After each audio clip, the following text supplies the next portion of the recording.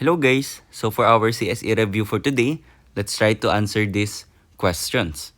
So first, find the LCM of 6 and 9. So LCM, ang sinasabi dito or ang tinutukoy ng LCM, yung least common multiple ng numbers or set of numbers na pinagko-compare natin.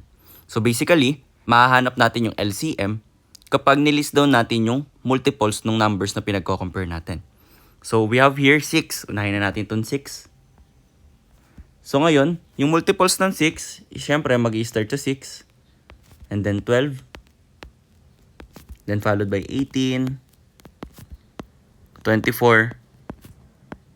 30. Then hanggang dito lang tayo sa 36. Okay? And then para naman sa 9, ang multiples naman ng 9 is start sa 9. Then 18. 27. 36. 45. So ngayon, pagko-compare natin yung multiples ng 6 and 9. So as you can see, same sila na merong 18, same din ang meron 36.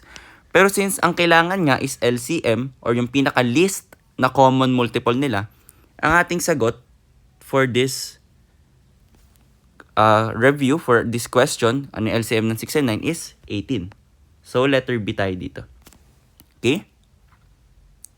So next, we have find the LCM of 12 and 16. So hayaan ko kayong sagutan ito and let's see if meron kayong natutunan for our review for today.